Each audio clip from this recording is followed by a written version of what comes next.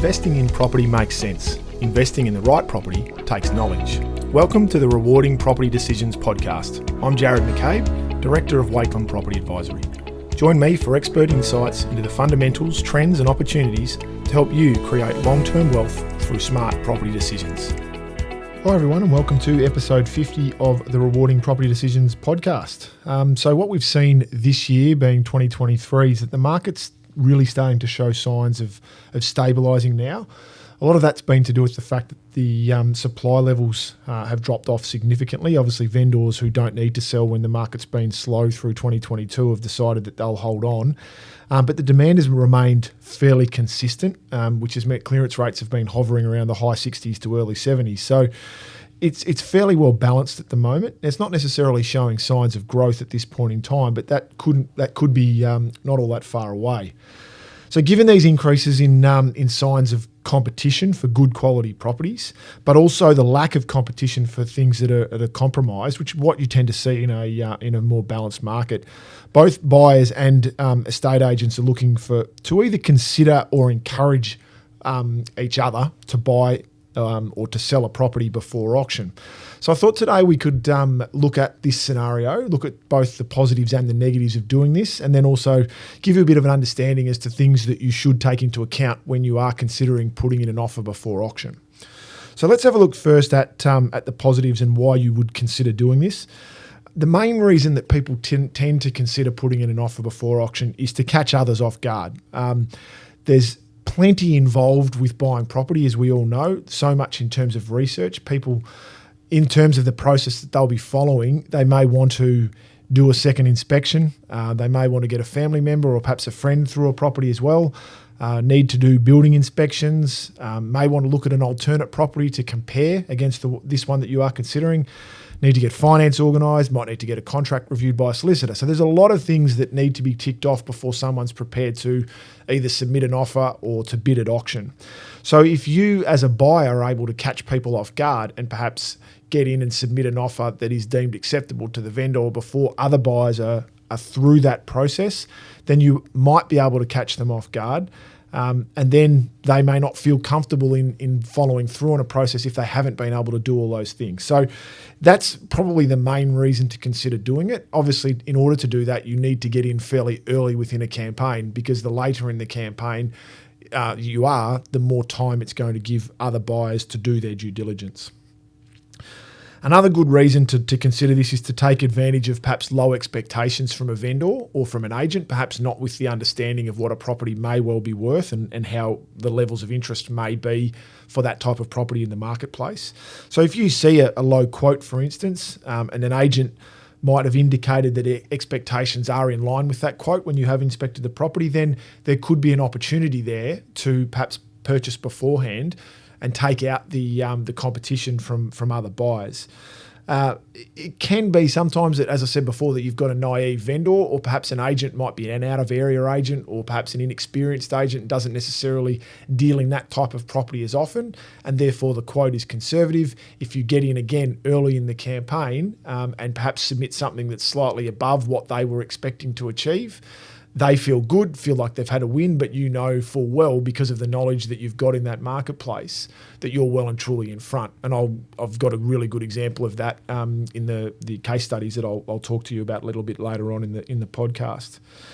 The next one, another reason to do this is to take advantage or take away, I should say, the emotion that an auction can sometimes bring. So many buyers, and this is what auctioneers and one of the main reasons that people do go to auction is buyers do get carried away at auctions, and they get caught up in the emotion, they get caught up in the competition, they're worried about missing out to someone else, and the white line fever, so to speak, can kick in. But buying before auction can take that emotion away, and it can be quite a clinical process. And so some buyers actually feel, because it is that clinical in nature, that they don't feel comfortable and they don't get as wrapped up. And so they are more conservative with what they're prepared to put forward. I've certainly had that discussion with plenty of our clients when there is that lack of transparency around that. Perhaps what you might be prepared to pay at auction, you may not be prepared to pay in a pre-auction offer process. So as a competitor and as a buyer, you may be able to take advantage of that and put something forward and not have to compete against an emotionally charged competitor on the day of an auction. The other reason, and this one's not as common, but something to consider perhaps in certain parts or certain areas, is that some buyers may not be able to buy at auction as a result of terms that they may need to put on. So if you need to put forward or you need to buy conditionally in some form, obviously at an auction, you're going to find that very difficult. Most vendors and agents are going to reject any conditions. Whereas if you can submit an offer that's deemed acceptable with conditions outside of 3 business days of the deemed auction date, then you may be able to submit an offer that might be subject to finance, or it might be subject to a building inspection, or perhaps even if you're fortunate enough, and this is highly unusual, but subject to successful sale of another property. Now, most properties or people or agents and vendors that are going to accept these sorts of terms probably won't auction in the first place. They'll probably go down the private sale or expression of interest path. But sometimes it does happen, and if the campaign isn't tracking as well, you might be able to take advantage of that and submit something prior to that might enable you to put those conditions into the offer. So certainly something to consider. Less likely than some of the others, but certainly something to consider for those in that position. Okay, so let's have a look at some of the negatives, the cons that we might talk about and why perhaps you wouldn't consider doing this. And the first one is probably the lack of transparency that can come about by putting in an offer beforehand. The wonderful thing about the auction process is it does allow for absolute transparency. As a buyer and as a bidder, you can decide when you want to bid, you can decide how much you want to bid, and you can decide how often you want to bid. But the other benefit is that you can see who you're bidding against and you can see how much they're bidding. And you also get a fairly good indication as a result of that, how much more you're prepared to pay than other people. The pre-auction offer doesn't allow for this. The agent is in absolute control of that process and the transparency disappears very quickly, and it enables them to manipulate the process in favour of the vendor, which is obviously their job, but the transparency that an auction offers and enables you is that you can see everything that's going on. So that's certainly favourable from a vendor's perspective. Which leads into the next one, which is that you lose control of the process. As I said above, there are a number of things that you can control at an auction. With a pre-auction offer, the agent takes all of that control away. They are able to know how many other parties that you're competing against, which you will not know. They can obviously determine what the level of interest is, and they can drip feed that to you to give you as little or as much of that information as they want to. You don't know the terms of that other offer. Now, obviously, there's different settlement terms when you're bidding at auction that may have been agreed to, but you know that everyone's on a conditional basis. You might submit an offer pre-auction, and if it's outside the 3 business days of the auction, your offer might be conditional and favourable on all terms, but perhaps the price is a little bit less. And someone else might be submitting something that's higher than yours, but has a number of conditions that aren't as ideal. And more often than not, the agent might disclose or give you indications that there's a higher offer, but they won't necessarily tell you that that higher offer is conditional and the vendor's really not all that keen on it. So these are sorts of things that you don't get, and you lose that control of that process. And you also don't necessarily know, and again, you don't know this in the auction process either, but perhaps you've seen there might be an adjoining owner that's interested in the property at an auction. You might see them walk out of their house and start bidding. That gives you a fairly good idea that they're very, very motivated to purchase a property. But the biggest risk, and this is probably what does concern a lot of people when they're putting in a pre-auction offer, is that you may pay more than what you need to pay. Now, one of the things that's really important when you are considering putting in a pre-auction offer is who is driving this process. Is it you that wants to put it forward, or is it the agent that's really encouraging you to put the offer in?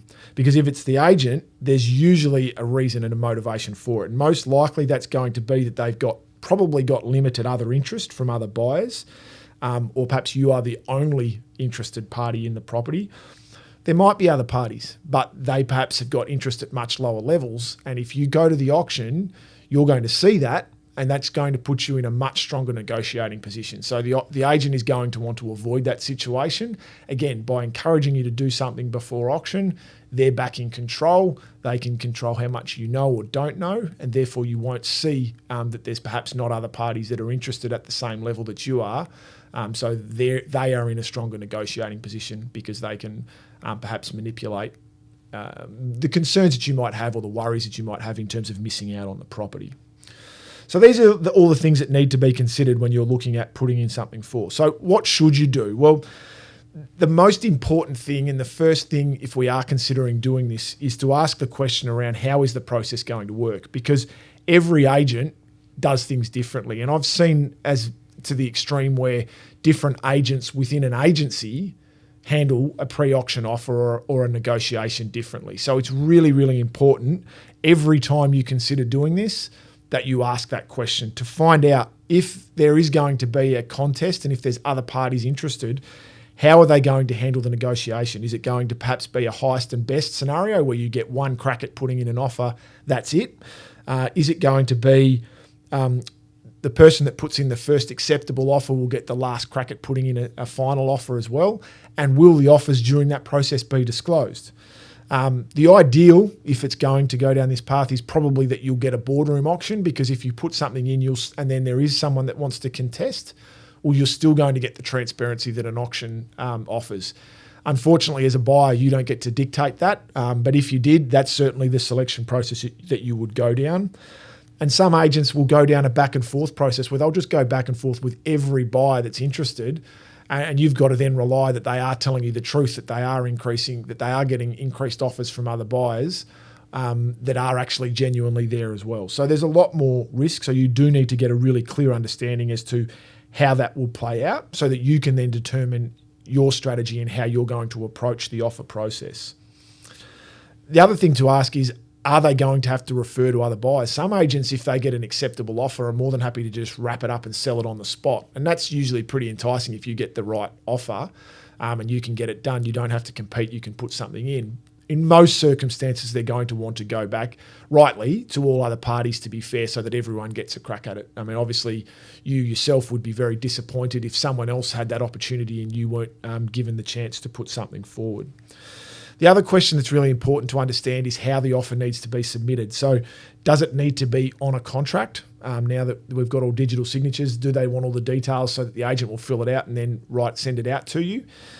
Some agents are more than happy for you to just document all of the details of the auction on an email. Of the offer, on an email. So your details, your name, address, the price, the deposit, the settlement terms, those sorts of things. Some are happy for it to be via text message, and others are happy for it to just be verbal over the phone. So really important to get an understanding as to what they expect. But also, have they actually got a contract ready? Because if they don't have a contract ready, there's no point in putting an offer forward because it's not going to be binding. So you could put the offer forward and they'll say, oh, we'll have a contract ready for you in a week's time. And then that offer is then shopped around to other parties and they call you up and say, the contract's ready, but we've now got someone else who's prepared to pay $20,000 more than you. Would you like to increase it? So all you've done is show your hand. So make sure that there's a way to lock the vendor in if you're going to submit an offer beforehand. The most successful, obviously, is to do it as early in the campaign as possible. So if you're going to submit an offer, if you're doing it a week out from the auction, you're not likely to be catching anyone off guard. So one of the major reasons to do this has been taken away from you. Most people, by the time you get to the last week of a campaign, if you submit an offer, most other buyers, if they're genuinely interested, are still going to be in a position to be able to move. So you lose the benefit of doing it.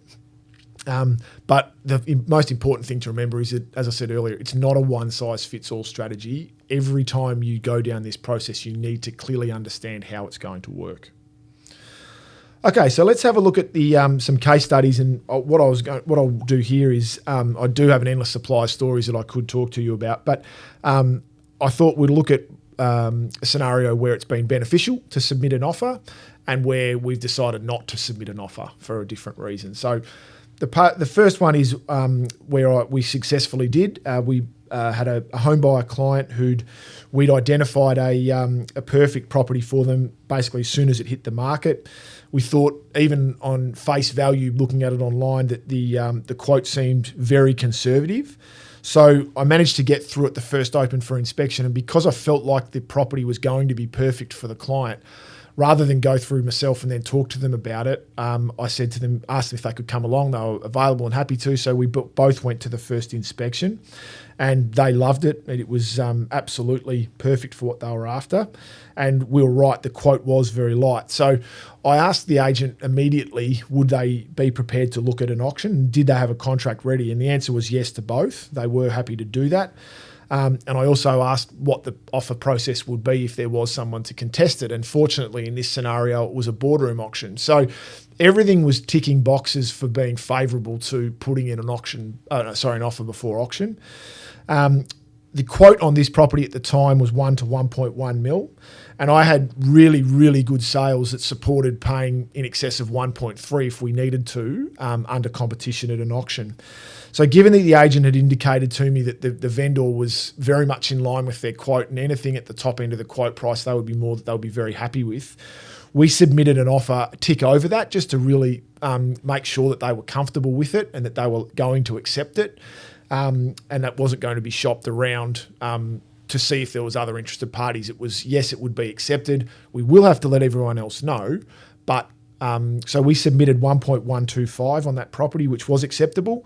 They did the ring around, and we inspected the property on the Saturday. I submitted the offer on the Monday because we were able to get a building inspection done in the morning. We submitted it in the afternoon, and they had a boardroom auction they scheduled a boardroom auction for the Tuesday the following day, but it didn't proceed because they did the ring around. No one else was ready to be able to be involved. So they were happy to accept it and sold the property, which was great. My clients were very happy. 2 months later, a similar property just around the corner went through a full auction campaign and ended up selling for just over 1.3. So needless to say, our clients were very happy with that process. Now, the alternate is to not submit an offer when this gets driven. And what we had in a more recent scenario was that we'd found a home for a client, and it was a lovely property that we'd inspected fairly early in the campaign, not necessarily the first Saturday, but it was certainly early on. And we were in a fairly flat market at the time. Now, I asked about offers beforehand, which I tend to do if it's the property's interesting for a client. And in this instance, it wasn't necessarily because I want to submit something myself. It was more to be aware if someone else submitted one, I wanted to understand whether it would be considered and whether I'd need to be ready to be able to respond to that. And they did say that, yes, they would be considered. And I said, okay, well, just keep me informed. So we got through the campaign. We'd been doing our due diligence. And on the Monday before the auction was scheduled to occur, the agent called and suggested submitting an offer. And I said, no, look, not at this stage. We're pretty close to the auction and we were comfortable going to auction. So, but obviously if you do get something, we'd be interested to know. She came back the next day to me and said that they'd had an offer and were we now interested in submitting something? And I said to her, well, is the offer acceptable? And she said, oh, look, I'll need to check. We haven't run it past the vendors yet, which I found a little bit odd.